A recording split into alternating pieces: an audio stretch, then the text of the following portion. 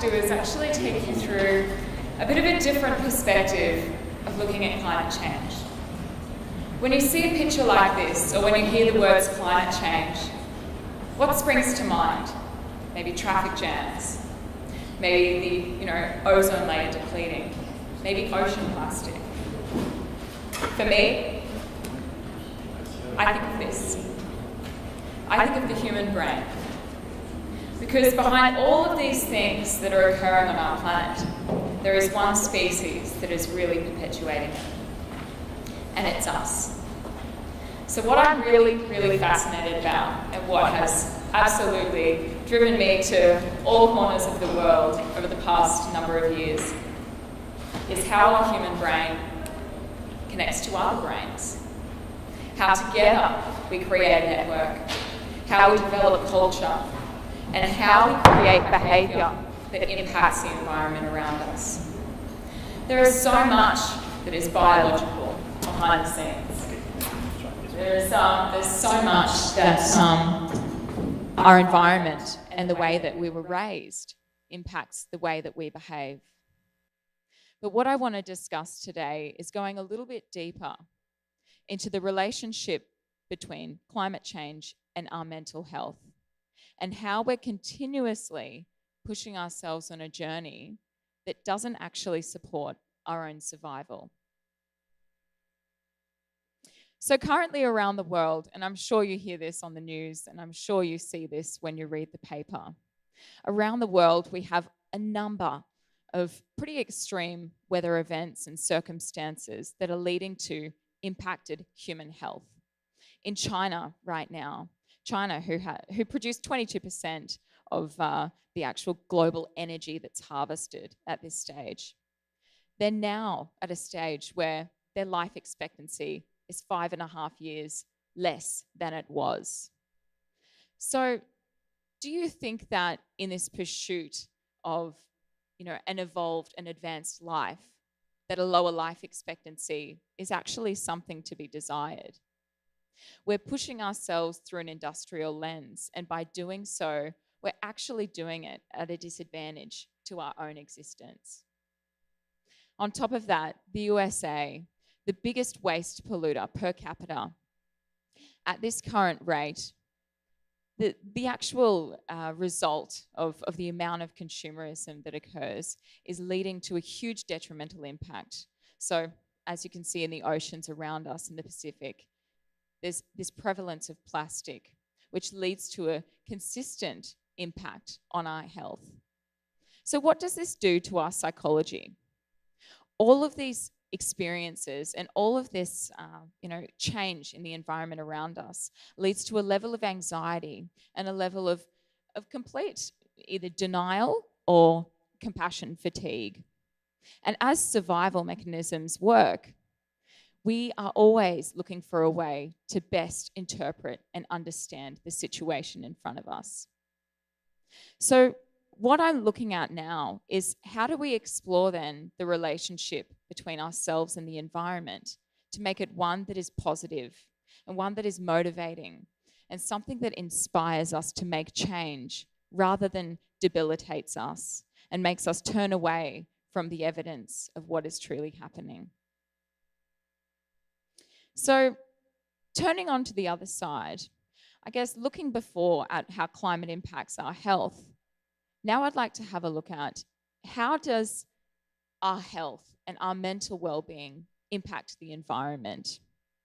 It took me a really long time to get to the point where I was no longer looking at how the developed world was changing our behavior and the health of our mind. I started thinking, well, what is it that is leading to this obsession? What is it that's leading to us wanting so much stuff?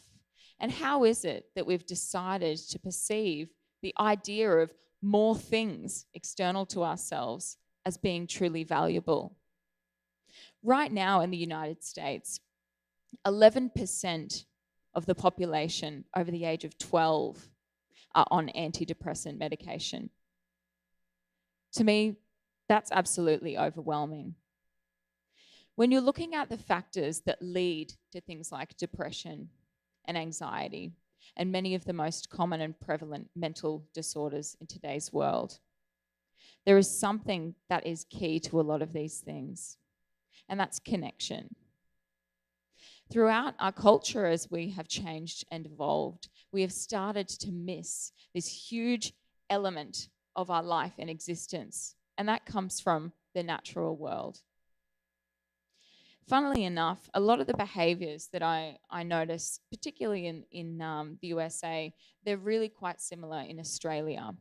So as I mentioned before, with the really high percentage of those in the United States who are taking antidepressants, there are very similar numbers in Australia. 8.9% of Australians are on antidepressants as well. So I look at things like the day-to-day behaviors and what is happening in these societies. Well, for one, there are things like the huge consumption of oil through transport systems. And this is something that's actually all kind of a result of the behavior within a society. If you've ever been in the States or in Australia, you'll notice most cars are driven by one person.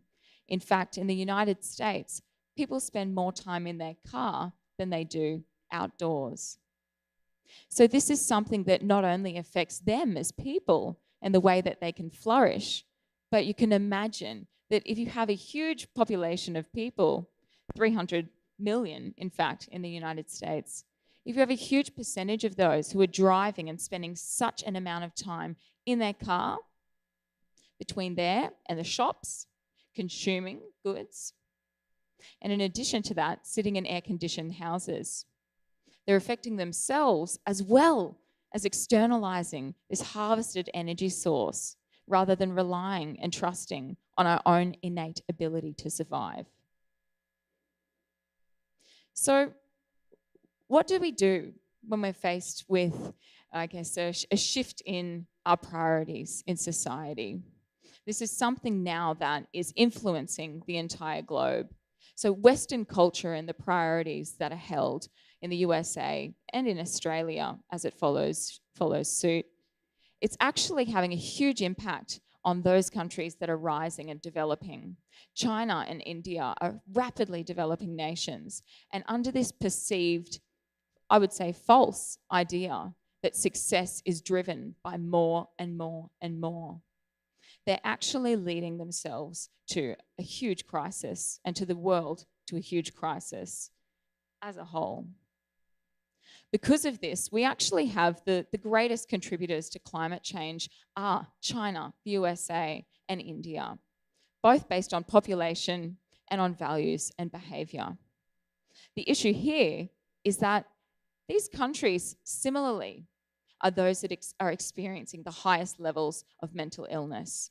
Although in China and India, you have 1/3 of the global mental unrest is coming from these countries, yet the majority of it is undiagnosed and unsupported. But you can imagine the amount of devastation that comes from that existing within a culture. It has an incredible impact on the environment around us, as we've all seen. So how do we change this? Where do we go from here? What we've been doing in Australia and across Asia Pacific is looking at social strategies that can re-engage people to connect them to themselves, connect them to others, and at the same time, make an impact on the environment around them. So due to social cohesion, you actually enjoy tasks so much more simply by sharing them and doing them with others. So a lot of the work that we're doing, this particular photo itself was actually taken at a breakfast club. So we run this breakfast club in Australia in different locations. And in this breakfast club, you can meet with young and old. It's called the Gen Friends Breakfast Club. It's about connecting young and old, but at the same time, it's about using rescued produce and making breakfast and sharing it with those experiencing homelessness. So what we're doing is we're igniting different situations that inspire conversation, but at the same time, people feel good by doing good. They're finding purpose and finding meaning. And through that process, they're giving themselves an opportunity to connect to their environment and potentially save it. So something that I absolutely love and that drives all of the work that I do is environmental psychology. So you might say, well, why? Why would we save nature? For starters, we need oxygen. We haven't figured out an alternative at this stage. But secondly, because it actually rapidly changes our health and well-being. The brain changes under an environment with nature. Green space itself alleviates stress.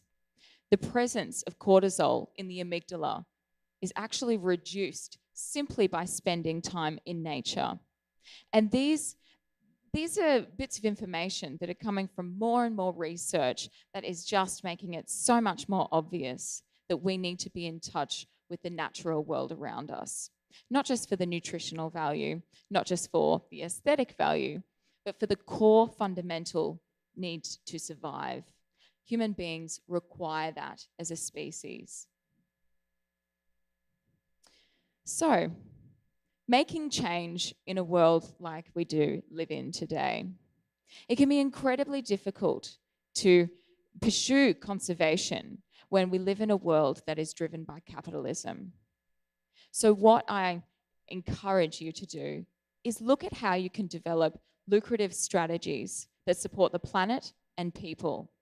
Things like ecotourism, education opportunities, and social enterprise are the way of the future, and making change through these measures is not only beneficial for those that are your customers, it's beneficial for the community and the world as a whole.